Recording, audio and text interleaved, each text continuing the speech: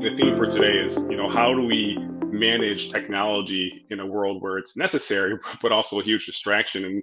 And that happens to me quite often because I have four kids, as you know, and there's times when we're out playing and I want to document it for a few reasons. One is just for posterity, right? I want to have these pictures when they get older. Another is I want to put it on Instagram so I look like that guy who's like this entrepreneur who also takes care of his kids. But it's like when are you fully present, and when are you actually documenting and not necessarily being as present as you could? So there's this trade-off here. And I always thought that, like, when I would go to conferences or concerts sometimes, and there's people watching the whole thing like this, and I'm like, are you really getting the most out of this by watching it through your phone just to record it? Like, and there's been studies that show that you actually enjoy it more and actually remember it better when you don't record your content. But Corene, let's go ahead and get started. I'm going to have you introduce yourself, and I've already framed it. Again, our goal here is to understand how to balance technology with work and just wellness. But just for context, can you go ahead and introduce yourself, please? Yeah, absolutely. And thanks again, Terry, for having me. It's great to chat with you. As always, my name is Corene Summers. I'm a meditation and mindfulness coach. I'm also a Reiki master, and I specifically work in the corporate space as well as with what I call conscious entrepreneurs. So, conscious leaders overall, and helping folks manage their mindset and find.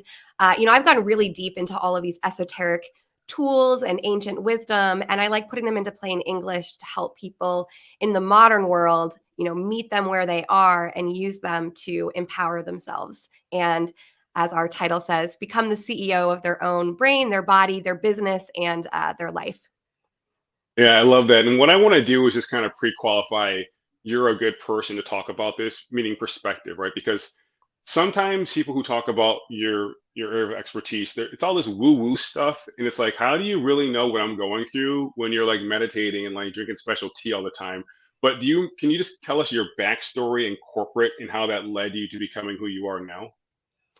Yes, and I agree. It's hard sometimes. There's this gap, and really, I like to bust the myth of meditation and what it is and what mindfulness is, because it is not clearing or silencing your mind. That is so almost impossible in today's world because of how overstimulated we are, because of the new frontier with technology and just the way we live our modern lives. So people shouldn't be beating themselves up. When you're meditating, part of the process is battling those thoughts, getting distracted. That's part of the journey. And, unless you're a monk or a yogi that's living in an ashram completely separated from society, you're not going to be able to build the environment that you can be in this still silent space all of the time. So to me, it's more about managing our modern lives and using these tools to find as much peace and state of flow, ease of being as we can, but also not putting ourselves on this like we have to completely be silent in our head or not think any thoughts in order to be meditating. Um, right? Have you experienced that? Well, let's first ask the audience, yes or no, have you meditated? Have you ever tried meditation? We'll just say that, right? Yeah, I mean, the way that I've been taught is it's the intent initially. Like, I want to focus, right? So maybe it's on my breathing or just like certain words that I'm reflecting on. But when you feel your mind drift, that's when you really benefit because you're pulling yourself back to the present moment. But if you get upset because you lost your focus, you're like, oh, I'm messing up. No, that's how it goes. I mean, it's like any kind of exercise. And I think another thing is people think that it's like this woo woo thing that is so esoteric that it's not accessible to everyone. No, it is, but it takes time. It takes a few weeks. And if you do this meditation and you're a business owner, it's beneficial because you think more strategically and you can pay attention longer, so you get better outcomes. So people are like, it can't be that simple, but it really is, if so long as you actually commit to it. Yeah, I completely agree. It definitely takes practice and consistency, but there are also a lot of ways to meditate in real life. And this is what I learned. You'd asked me about my journey. I worked in financial services and wealth management, and I did a lot of. I also had a role as a manager. I went into management and compliance and training and development. It was an intense like corporate career. I was also dealing with some health issues at the time. And I had taken this trip in 2011, 2012 to Nepal, India, Tibet, Sri Lanka. I spent about 4 months traveling, and it was there that I was introduced to meditation and a practice called Ayurveda, one of Indian's ancient holistic health systems. And I was introduced to all of these different ideas and ways of living and of being, and of what I call health maintenance, maintaining the purity of your mind and body and preventing getting sick, taking advantage of maximizing your energy and your vitality. And I didn't know at the time when I was first learning all these things that I would really need these tools when I got really sick with my autoimmune disease later, and was simultaneously going through a lot of stress in my corporate career. So I really relied on these practices. They helped me so much. At this point, they helped me put 90% of my symptoms into remission from my chronic illness. And I became so passionate about teaching them and sharing what I'd learned with others. That was what had prompted me to start my business in 2016.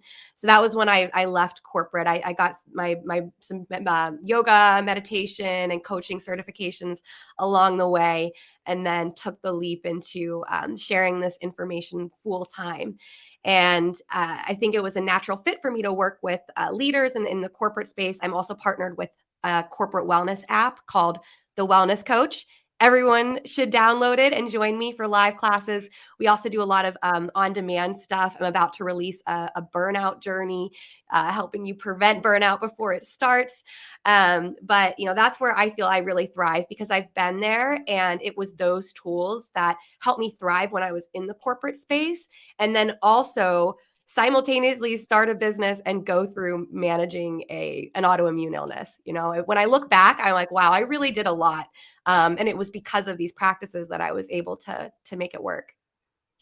Yeah, and the reason why I wanted you to share that, so thank you for that, but it's just the authenticity. And again, I'm not knocking anyone, but sometimes you see people in your field who are like, they're like 23 years old. It's like, let me help you live a stress-free life. I'm like, the reason why you don't have stress is you're 23. Like, you don't have like grown folk problems yet, unlike a lot of other people.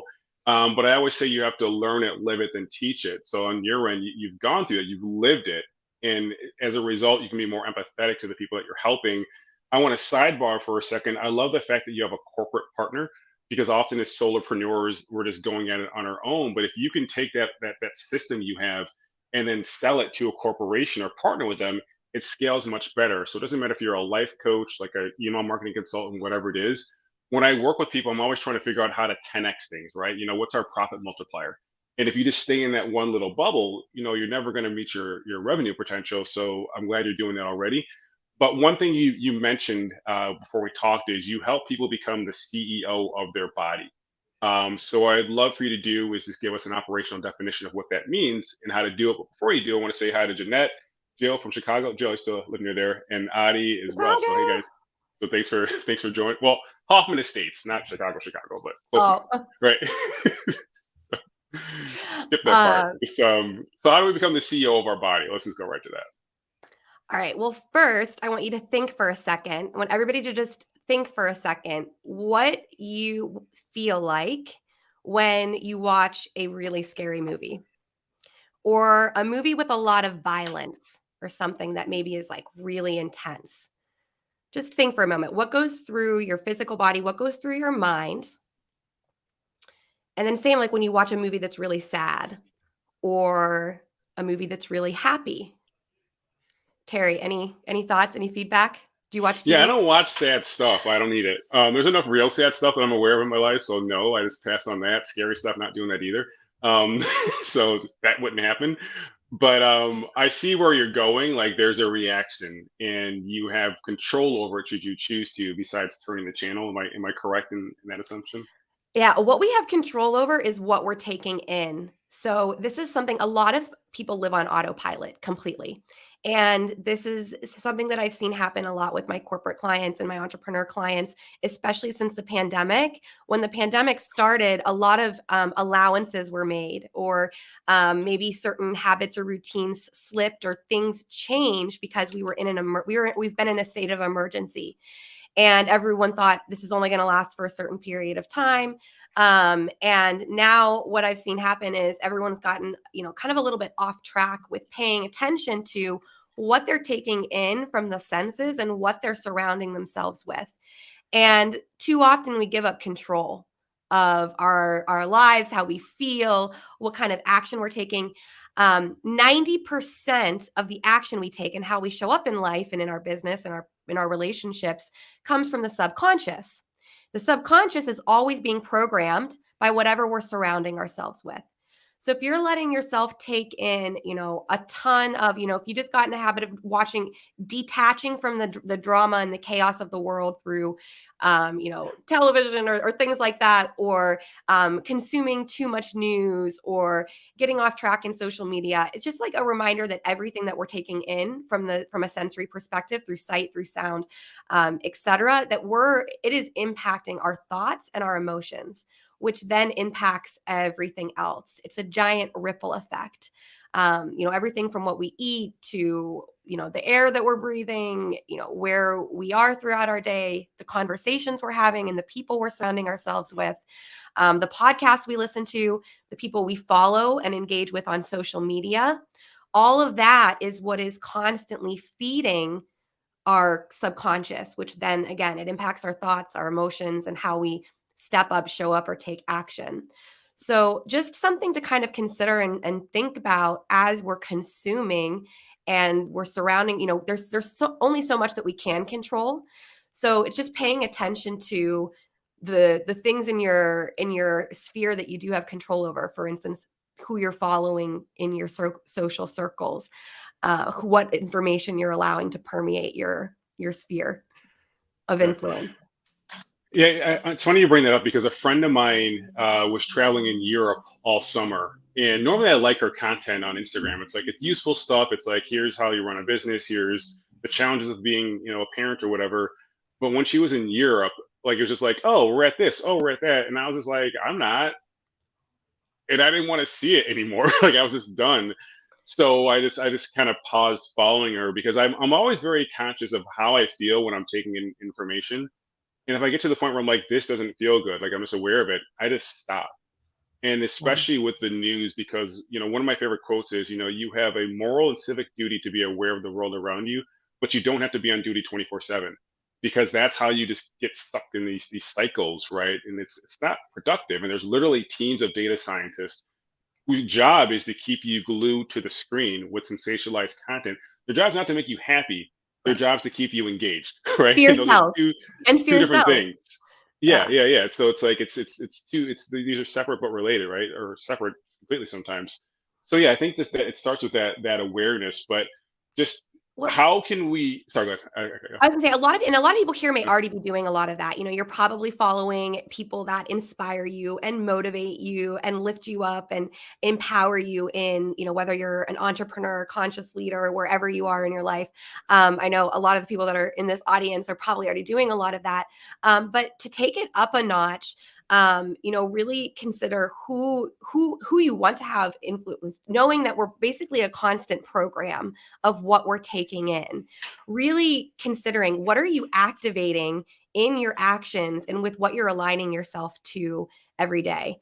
What was the question you were going to ask, Terry? I'm going I to forget share what I something had. because here's a challenge a lot of us have as entrepreneurs, as business owners, whatever it may be. We literally have to be on social media. Like that's how you generate revenue. When you post something that sounds smart, people say, "Hey, give me more," and that's how you make money. But and part of that's feeding the algorithm by engaging in comments, right? So the other day I put up this post saying, "Hey everyone, I have this new way of growing my email list by just having really great deliverables for my content, and the open rate's gone up, the click rate's gone up. It's amazing. If you want to sign up for it, there's a QR code right there for you to do it." But this one guy was arguing with me. He's like, "Oh, your data doesn't seem true. I redrew this chart to show what it really looks like." I'm like, "Bro, how'd you redraw a chart based on data you're making up? Like, what are you doing?" So we're going back and forth because I can't let someone call me a liar on my own post because it's like people trust me to give them information, even if I am failing, right? So eventually he's like, "Oh, you're right. I'm sorry." And at the end, I was like, "This was exhausting and stupid. Like, no one won anything." And it's like, what was the Yeah. point of this? So it's like, how do you detach from that stuff, right? It's like, okay, you have to be on the platform for one reason or another. You somewhat can't let someone call you a liar and let it slide. Maybe there's a teachable moment, like, but where's the separation between you going in on this person because they're making up charts and you saying, you know what, forget it, I'm gonna go play with my kids? Like, how do we find that separation or that balance?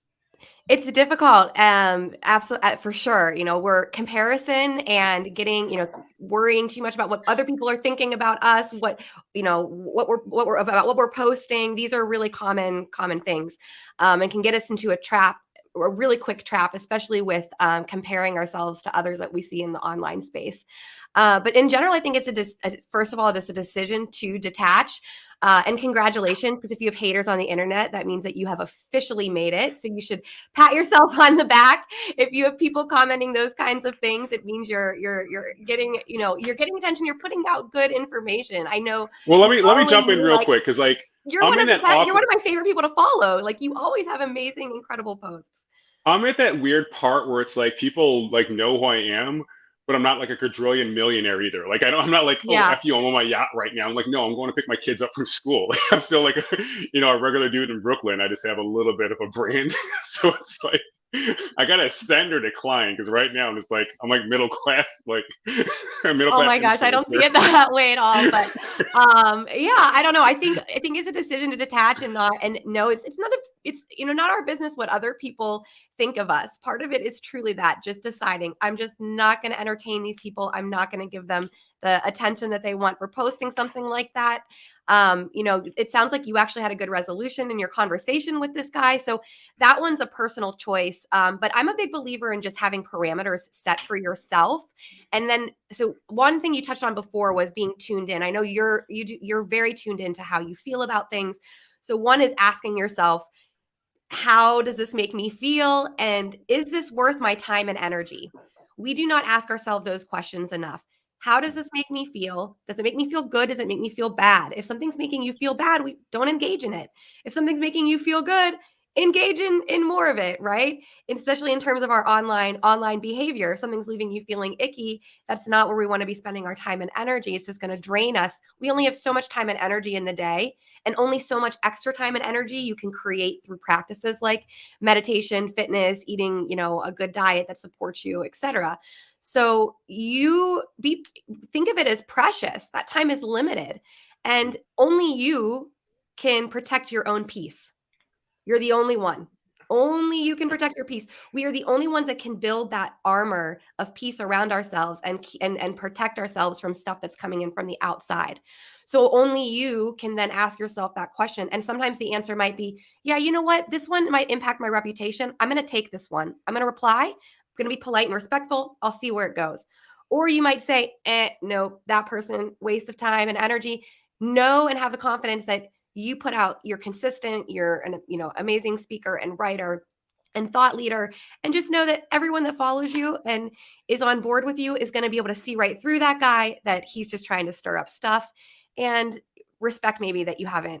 I think it's absolutely a mindset, and whatever you decide can be the right thing. Just go with your gut, tune in, go with your gut, try not to think about what other people will think, and set parameters for yourself for your online activity. It's too easy these days like you said, especially as a business owner or an entrepreneur, you have to be online. You have to have a presence, and there's so much stress and pressure there. And you can get burned out and overwhelmed very quickly, especially if you're scrolling before you post or letting yourself get down those rabbit holes. So having some parameters like post before you scroll and look at other people's stuff. Do your own thought leadership for the day first. Set time limits. So having boundaries and actual time limits. How much time am I going to allow myself to spend on social media or online per day, and sticking to it? I try to use certain times throughout the day. Like I actually time block all of my technology, like email, text messages, social media. I am not a quick responder. I'm not, but everyone that is in my network knows they may not get a response from me right away. It's Mm. taken a little bit of like training of my network, my clients and my audience, but when I explain it, people respect it. that, okay, this is the only way I, as an entrepreneur, get things done and can work on big recording projects for Wellness Coach, or launching a new program, or finding a new corporate partnership, building new material. I need time blocked to have silence and be able to be really focused on those activities, or they don't get done. If I'm checking my email, checking my phone, letting all my notifications control me, then they're in control. I'm not in control. So I use the focus. I love Apple's new focus features. I have those all set up. I turn my phone on airplane mode or turn it off and put it in another room all the time. I keep notifications off, take take down my screens. How many screens does everybody have up right now? Yeah. Answer that question. I got. I mean, in front of me, there's four. I'm counting phones and stuff. But yeah, Oh there's no, there's, I there's a actually lot. was talking about how many windows up actually on your screen. So then on each of Oh, those, that's even how many worse. windows on each of those? You probably have 400 things in front of you, Yeah, there's a lot going on. Yeah. easily at your Um, access, at your fingertips, right? Yeah, but you bring up a good point with the whole pings, dings, and rings being a distraction. And on my end, right, it's challenging because I have four kids, so I have to like have my phone on. I can't just stay like, all right, airplane mode. Like, good luck, kids. Um, but but I think there's still an ability to lock in on the current moment. And you said a few things. One is schedule your social media, schedule your email as well. And what I do is I literally schedule my day around my workouts because I go to CrossFit and the class that I go to is at 9 o'clock. So we're done by 10. I'm home by 10:15. I'm ready by 11, but I don't take any meetings before 11 because if I do, I have to miss class. And the whole time during the meeting, I'm like, great, I'm doing this stupid meeting instead of being in class right now. So people got used to it, but it's just like you to your point, you have to train people how to do it. Otherwise, it's so hard to let that other stuff invade on your white space or whatever you're doing to maintain your mental or physical health. You have to train people, and even that, like with the It's setting email. boundaries, right? It's setting boundaries, I think, for your own routines and energy, which is going to be unique for everybody based on what your home environment is. Like if you have a spouse, if you're, single, if you have a spouse, if you have kids, what other family members might live with you, if you work from home or you work in an office. All of these factors are going to go into what your unique schedule looks like. But I think the important thing is having some boundaries, and some routines that you stick to within that, so that you don't lose control, and so that your tech or your those things don't start to become the CEO of you, right? Yeah, and I think really what we're getting to is the point for discipline, right? Because you can't always turn off the notifications. You can't always, be removed from these temptations, but it's discipline. And there's this quote, I believe it's by Jim Rohn, where it's like, you're going to suffer regardless. You can suffer the pain of discipline or the pain of regret because you're having these negative consequences. But the difference is discipline weighs ounces and regret weighs tons. So yeah, it is tough. Like, when you're in front of your computer, you're like, okay, I'm going to turn off my phone. I'm going to turn it down or whatever it is. I'm going to lock in.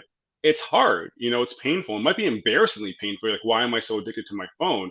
But that's part of it, right? And then it's at least the outcome is, you're doing better with your career, your health, whatever it is. But people practice way too much pain avoidance, in my opinion. And it's like you're going to suffer regardless, but you can choose how you suffer, and one gives you a much better outcome. So just like suck it up and, and push Well, let's through. But think instead, like I always want to put it like, how do we make this empowering though instead? Because I know people struggle with this. And I mean, everyone I work with, they're like, I'm addicted to my phone. Like they come up to me. We actually, my Alex Terranova, one of my closest friends, and we host my podcast together, the Frequency Shifter Show. This has actually come up a couple times where we have this conversation about technology, how it's changing and impacting us biologically and energetically and all of this. And just like we're addicted. It's very difficult. We're addicted to that dopamine rush, and it can be difficult. But what do you want more? I guess, especially knowing we're speaking to a lot of people who have big goals and big dreams. Motivate yourself by the thing that you really want to create, right? To keep you from the distractions. Like for me, that's a really big motivator. I can resist the temptation to check my phone when I know I'm working on something that is really aligned with the dream life I'm creating, right? it's interesting how we have the same desired outcome, but present it in a different way. because I'm like, hey, suck it up, just push through. You're like, well, let's kind of be nice about this. There's another way. I mean, I get there's Well, room let's for empower ourselves, like suck it up too. You have to suck it up to some yeah, degree, right? It is some degree, but I don't know. We're more intrinsically motivated if we can find like a carrot at the end, right? If you can find something that you can, if you're instead shifting into imagining, take a moment to close your eyes and use visualization. Tap into imagining your future, your most positive future.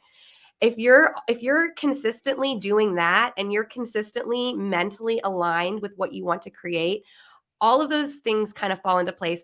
And then those decisions also become easier. You know that billionaires, like the top income earners around the world, top political leaders, other executives, athletes, celebrities, they say no to about 80 to 90% of their opportunities. Warren Buffett was quoted saying this, about 80 to 90%. I can't remember which one, but that is a lot of things to say no to. I mean, obviously, we don't always have that flexibility or freedom to say no to that many things, but it's something that's interesting to think about. What would my life look like? I mean, Elon Musk, right? He's disciplined. That guy is laser focused on what he wants to create, and he is changing the world. He probably doesn't sit and scroll TikTok videos for long periods of times or right things like that, which right. So it's thinking about what do I really want to create and letting that drive you. yeah.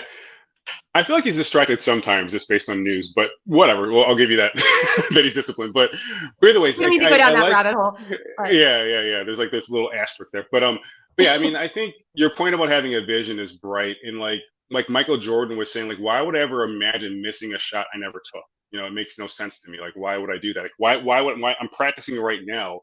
So why would I imagine, missing a shot? And that's the way I approach things too. Like I never imagine I'm going to hear no from a big proposal or whatever I'm doing because like I wouldn't have applied for it if I didn't think it was going to work.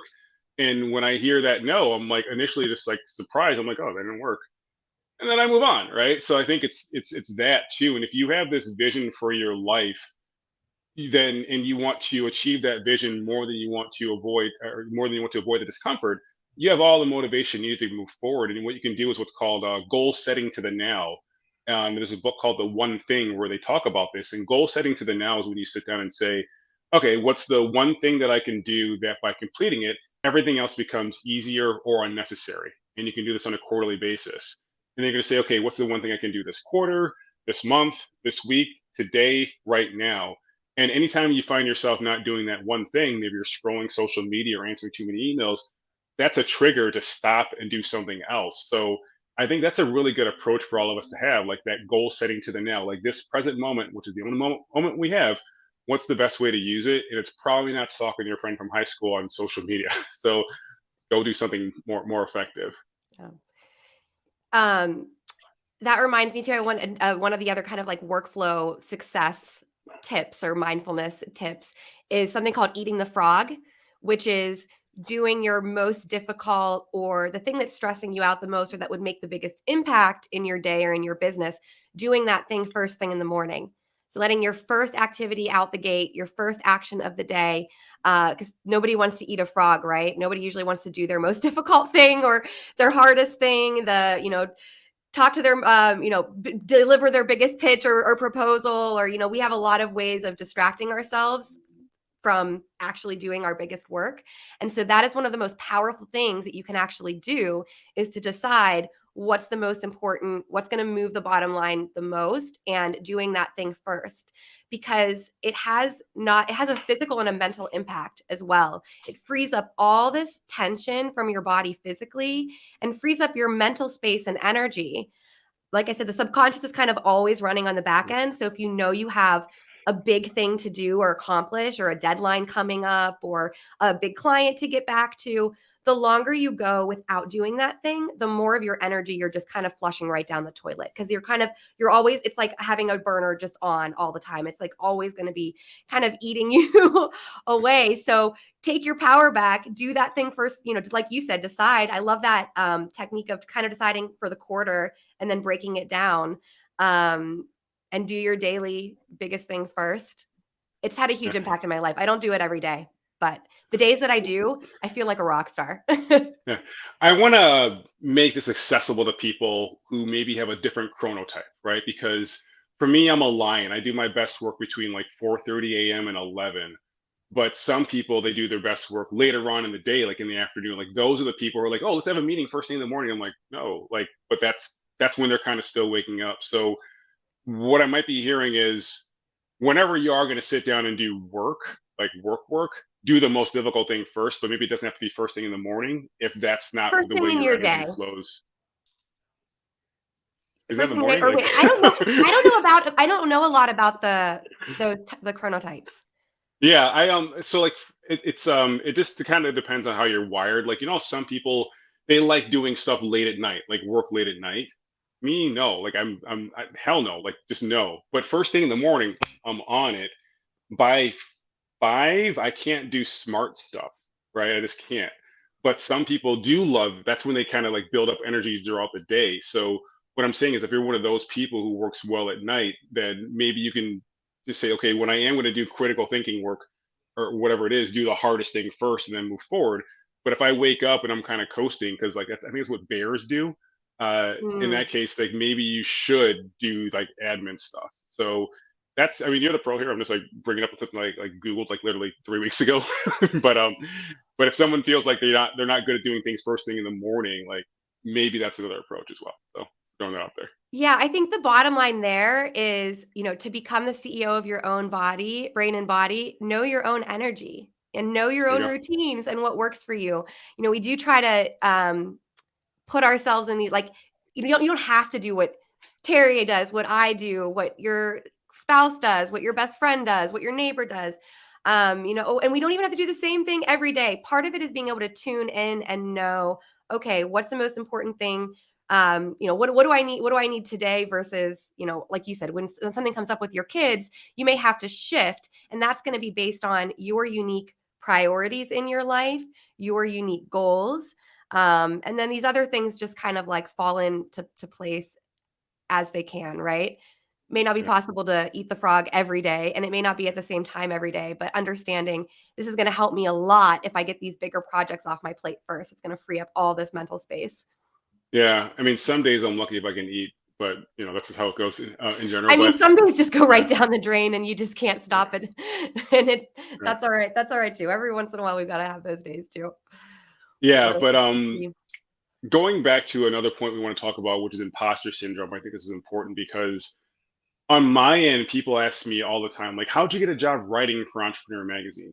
And the answer is not one that can be easily replicated, because the way that I got involved with Entrepreneur is I was taking my daughter to a gymnastics class here in Brooklyn, like a free class, and I met the editor in chief, Jason Pfeiffer, there because his son Fen is the same age as my daughter Lena. That's how I met him. So I'm like, how did I start writing for Entrepreneur? Being a dad, and going to gymnastics. So for a while, I felt like an imposter. I'm like, why the hell am why am I writing books and articles, when I don't have any formal training in this and stuff? And like really, the the way that I got this was looking for a free class, right? So I know what it's like to be in a position of just prestige or power or authority and feel like, oh crap, am I that guy? Am I supposed to be here? So how can we just dismantle this feeling of imposter syndrome? Because what I've noticed is if you feel that internally, it gets reflected externally, and that's when you really do Mhm. start messing up because people are like a little like standoffish because you're projecting this uncertainty. So how can we solve for this? Yeah, absolutely. A lot of it is about managing your own energy and building using tools like meditation and mindfulness, of course, to build your confidence and build strength, build inner strength and confidence that you've gotten to where you are for a reason. I think it can help to look back at how far you've come, at everything that you've accomplished. I'm a big believer that everybody should have what I call a to-do list. We all have a to-do list, but do you have a to-do list where you have somewhere documented that you can reflect back on as kind of your own self-empowerment, like pep talk? how far you've come, everything from, when were a child to where you've come as an adult. I know that all of you are in a place right now that at one point in your life you wish you could be, right? We're constantly growing and setting new goals that we're reaching for, and it is normal that when we get to that new space, when we step into that new goal, that we feel a little weird and feel a little awkward. I think some level there is a more there's like they've actually made some level of imposter syndrome now defined as actually a mental illness of people that are really, really struggling it, and it's stopping you completely from showing up. So if you're ever dealing with something like that, I do encourage you to get a coach, talk to a counselor, their therapist, and go deeper. But generally, on a widespread scale, we all suffer from imposter syndrome and deal with some level of it at some point. And again, I think because our bodies are so incredible, our brains and bodies are so incredible at creating memory and building memory of experiences, getting safe and comfy in a certain space. And it's natural that then when we grow, when we get to that next plateau, when you step into that next plateau, it's unfamiliar. It feels a little weird. It's your first time being there. But part of it is trust in yourself, building trust in yourself, and having faith that you deserve to be, that you are worthy, right? Part of that is self-love and self-worth, faith and trust. I'm worthy. I deserve to be here. I am worthy of good things. I'm worthy of opportunities coming my way. And then when they happen, knowing this is going to be a little weird, enjoy the journey. I might mess up. I probably will. When I started speaking, oh my gosh, I was so nervous all the time. And anytime I stumble over my words, I mean, I even stumbled over my words some today. It happens, right? Like part of it is just knowing that those mistakes are also part of the journey, and being present with yourself, knowing everyone else is experiencing the same thing. We're all going through the same thing. So don't be so hard on yourself. That's just one message. Don't be so hard on yourself. I promise, wherever you are, if you're feeling this, if you're struggling from this, you deserve to be where you're meant to be. You would not have that opportunity. Someone would not have offered it to you if they didn't see something in you.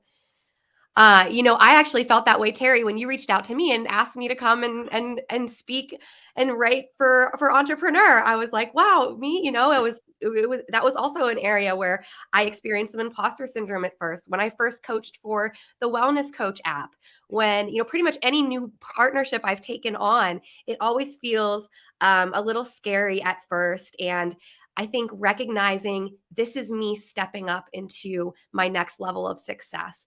This is me stepping into my destiny and what I'm meant to achieve and accomplish. It doesn't have to be perfect. It doesn't have to flow smooth. So let some of the pressure off. And then also actively, one way you can kind of help yourself out here, ask for support. We take too much of this on ourselves, and we don't allow ourselves to get vulnerable and talk about this. Meanwhile, everyone is experiencing the exact same thing. So talking about it too, I think, normalizes it, and then we can all share ideas for how do you overcome this? How do you deal with imposter syndrome? What are some of your techniques?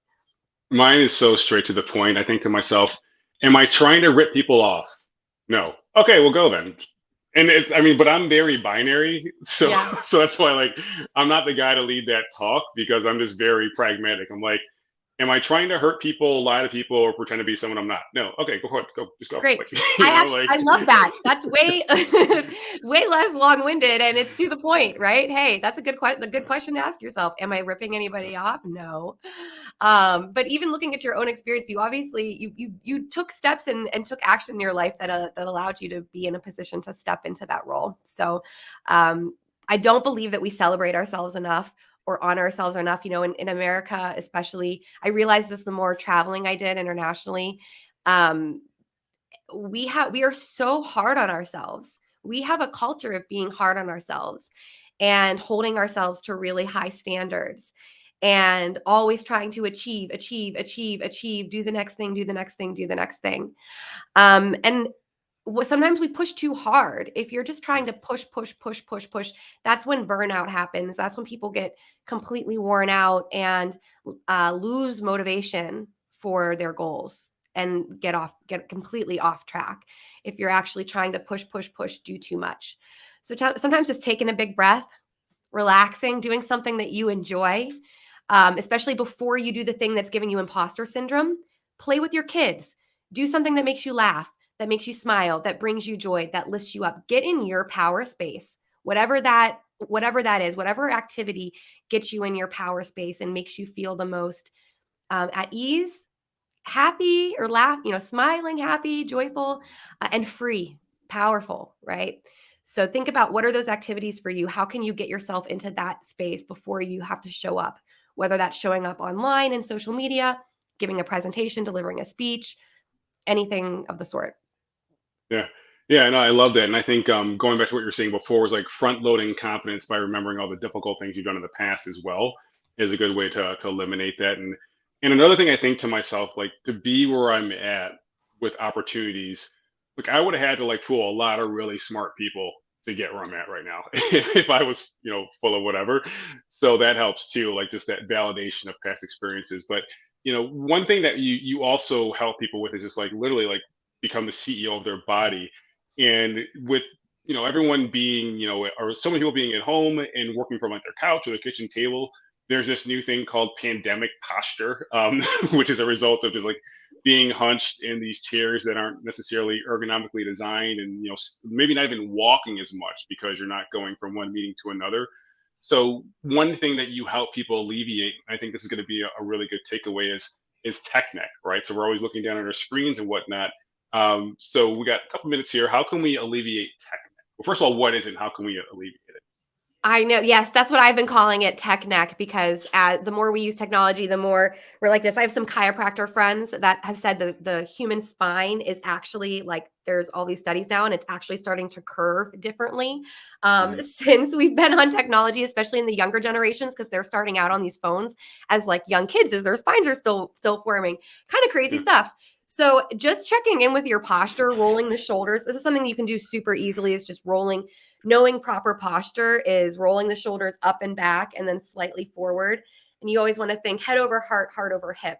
So if you can align I don't know all the exact ergonomics, but I know that your hands, your keyboard is supposed to be slightly below the elbows, but generally just checking in with yourself throughout the day to create the proper posture, and then proper breath. This is even more important because of this tech neck and pandemic posture. We're really limiting our breath capacity, which impacts everything else. Our ability to detox and release, toxins, carbon dioxide, and our ability to draw in more oxygen, heal our bodies, all that good stuff on the inside, bring new blood flow and energy, oxygen to the brain. So by just sitting up taller and then checking in with your breath really quick, put a hand on your heart and a hand on your belly. And you want to breathe in a way that your chest and upper body muscles are mostly still, and your shoulders are relaxed away from your ears. And then your bottom hand should be moving, like you're blowing up your belly like a big balloon, and then deflating it, inflating it, deflating it, inflating it, deflating it. Breathing Yeah, in I and got out it. through the nose. In and out through the nose. Do you feel, what is that? What'd you No, say? I think I actually have it. Yeah. It can feel really awkward, especially we're told our whole lives that we're supposed to suck our stomachs in. And then when we're sitting, when we're, this pandemic posture, we're also sucking our stomachs in, not using the full capacity of the breath. The lower part of our diaphragm is the most oxygen rich part of the lungs, and it's basically being cut off by our posture. So that's one really simple thing that you can do to immediately prove your health and well-being. And then I'm just going to send everybody to the Wellness Coach app, because we have so much on-demand content for tech neck in there. There are all kinds of stretching practices, head and neck massages, where, even getting into this is a great way to release tension headaches, and TMJ. So these are other tech problems that we're experiencing, more headaches, more TMJ and jaw pain. So little moments of self-massage in the neck as well, and simple head rolls. Sounds like pop rocks most of the time, Oh even gosh, for yeah. me. I Yeah, got a I lot know going on back there. Yeah. that. But those are just a few little things that you can do throughout the day to release that. It has a huge impact on your ability to focus and think clearly. We Yeah. get all And all I, stuck in tense and tight in here. I'm glad you brought that up, and we're gonna wrap things up just for everyone's time. But it's like everyone's always trying to find the next hack. Oh, I'm gonna take this supplement. I'm gonna take this. Oh, what about this nootropic? It's like, have you tried breathing? Have you tried the Like, let's basics? And sleep? ma- I yeah, like know. master the fundamentals. Then like the impact of all the other stuff you want to try, cool, go with it. But like there'll be a multiplier effect on that as opposed to like ignoring like the most basic stuff you can do. In addition to whatever everything we've talked about today as well. So thank you for that. And one more time, where can we find you? Where can we learn more about you? Yes, thank you. Artisanpharmacy.com, which you can see spelled in my name. It's artisan and then pharmacy like a farm, Farmacy, artisanpharmacy.com. Feel free to reach out to me if find me on LinkedIn, send me a message. I would love to just connect. If you have any questions or anything like that, if you want to hop on an intro call, I do have, my program for conscious entrepreneurs, my business academy for entrepreneurs, and do certifications in Reiki and meditation coaching as well. So definitely reach out to me for that. And thanks again for having me today, Terry. Awesome. Thank you. And thank everybody else for tuning in. We will see you here next week.